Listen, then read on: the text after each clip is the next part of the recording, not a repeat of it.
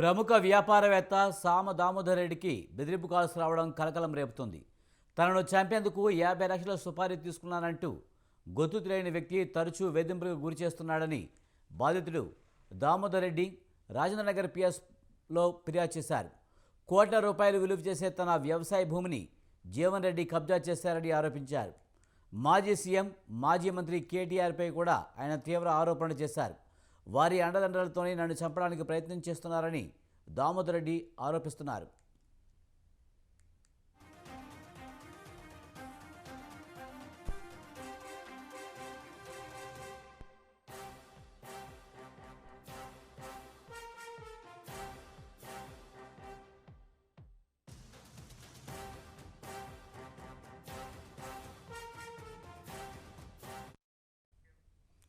ప్రముఖ వ్యాపారవేత్త సామ దామోదర్ రెడ్డికి బెదిరింపు కాల్స్ రావడం కలకలం రేపుతోంది. తనను చంపేందుకు 50 లక్షల సుపారీ తీసుకున్నారంటూ గుర్తు తెలియని వ్యక్తి తరచూ వేధింపులకు గురి చేస్తున్నాడని బాధితుడు దామోదర్ రెడ్డి రాజేంద్రనగర్ పిఎస్లో ఫిర్యాదు చేశారు. దీనిపై మరింత సమాచారాన్ని మా ప్రతినిధి ఉషా అందిస్తారు. ఉషా, ప్రముఖ వ్యాపారవేత్త సామ దామోదర్ రెడ్డికి బెదిరింపు కాల్స్ రావడం, దీనికి సంబంధించి పూర్తి సమాచారం ఏంటి? ఇదే ప్రముఖ వ్యాపారవేత్త సామ దామోదర్ రెడ్డికి బెదిరింపు కాల్స్ వస్తున్నాయి. బెదిరింపు కాల్స్ చాలలేక వెంటనే అతను చంద్రబాబు పోలీస్ స్టేషన్ లో కంప్లైంట్ ఇవ్వడం జరిగింది. ఏదైతే సుపారీ తీసుకుని 50 లక్షలు సుపారీ తీసుకున్నటువంటి బీహార్ గ్యాంగ్ ఎవరైతే ఉన్నారో వారు తనని హతం చేయడానికి చూస్తున్నారు అన్న కోణంలోనే ఆ కంప్లైంట్ లో కూడా పేర్కొనడం జరిగింది.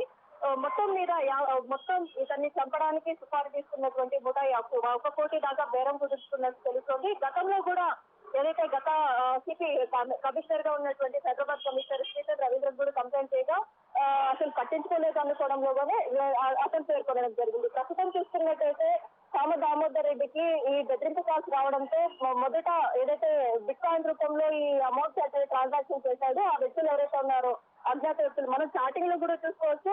నార్మల్ టెక్స్ట్ లో కూడా వాళ్ళ హిందీలో మాట్లాడడము, అలాగే మొత్తం కూడా నిన్ను చంపడానికి ఇంత గ్యాంగ్ రెడీ అవుతోంది, నేను సుపారీ ఇచ్చి చంపడానికి బేరం కుదురుస్తున్నారనుకోవడంలోనే వారు మొత్తం కూడా పేర్కొనడం జరిగింది. జీవన్ రెడ్డి దీని వెనకాల జీవన్ రెడ్డి హస్తం ఉన్న కోణంలో, అలాగే గత ప్రభుత్వంలో ఉన్నటువంటి బడా నేతలు ఎవరైతే ఉన్నారో సీఎం దగ్గర నుంచి సీఎం తనయుడు అలాగే జీవన్ రెడ్డి ముగ్గురు ప్రమేయం కూడా ఇందులో ఉంది. జీవన్ రెడ్డి కూడా గతంలో తన చాట్కి సంబంధించి కూడా కబ్జా చేశారనుకోవడంలో కూడా అతను పేర్కొనడం జరిగింది. ఈ హతం చేయడానికి సుపారీ ఇచ్చినటువంటి వ్యక్తులు ఎవరు, అలాగే తనకి ప్రాణహాని ఉంది, థ్రెట్ ఉన్న కారణంగా తనని ప్రొటెక్ట్ చేయాలి అన్న కోణంలోనే తాను హైదరాబాద్ పోలీస్ కమిషనరేట్ లో కంప్లైంట్ ఇవ్వడం అయితే జరిగింది. విజయ్, ముఖ్యంగా జీవన్ రెడ్డి తన భూములు కబ్జా చేయాలని ఆరోపణలు చేయడం ఒకటైతే మాజీ సీఎం కేసీఆర్ పైన కేటీఆర్ పైన కూడా ఆరోపణలు చేయడం జరిగింది కదా, మరి దీనికి సంబంధించి బీఆర్ఎస్ అయినా స్పందించిందా? ప్రస్తుతం అయితే రాజకీయ పరంగా కూడా ఎవరు కూడా దీని మీద స్పందించలేదు. సామ దామోదర్ రెడ్డికి గతంలో కూడా ఇలాంటి బెదిరింపు కాల్స్ రావడము, అలాగే తాను బెదిరింపు కాల్స్ కి సంబంధించి హైదరాబాద్ కమిషనర్ గా ఉన్నటువంటి అప్పటి శ్రీధర్ రవీంద్రన్ కూడా సంప్రదించడం జరిగింది. కానీ దీనిలో ఎలాంటి పురోగతి లేదు. మళ్ళీ కూడా ఇది పునరావృతం అవుతోంది. బిట్టా రూపంలో కూడా ఇతను ట్రాన్సాక్షన్ చేశారు. అమౌంట్ ఏదైతే 50 లక్షల దాకా కూడా మనము ట్రాన్సాక్షన్స్ కూడా చూసుకోవచ్చు. వీడియోస్ లో కూడా మొత్తం ట్రాన్సాక్షన్ చేసినప్పటికీ బెదిరింపు కాల్స్ అయితే తగ్గడం లేదు అనుకోవడంలోనే తాను పేర్కొనడం జరిగింది. 1 కోటి దాకా తనను హతమార్చడానికి బేరం కుదుర్చుకున్నట్టు దీని వెనకాల జీవన్ రెడ్డి ఉన్నాడు. జీవన్ రెడ్డి వెనకాల సీఎం కేసీఆర్ అలాగే కేటీఆర్ కూడా ఉన్నారు అనుకోవడంలోనే పేర్కొనడం జరిగింది. మొత్తం మీద ఈ సామ దామోదర్ రెడ్డి ఇచ్చినటువంటి కంప్లైంట్ ని సీరియస్ గా ఇప్పుడున్నటువంటి సీట్ తీసుకుంటారా, లేకపోతే గత ప్రభుత్వంలో లాగా దీన్ని నీరు గారుస్తారా అనేది మాత్రం సర్వత్రా ఉత్కంఠగా ఉంది. మరోవైపు చూసుకుంటే దీనికి సంబంధించి మాత్రం బీఆర్ఎస్ నేతలు ఎవరూ కూడా స్పందించలేదు అనేసి తెలుస్తోంది. Vijay, right, thank you Usha.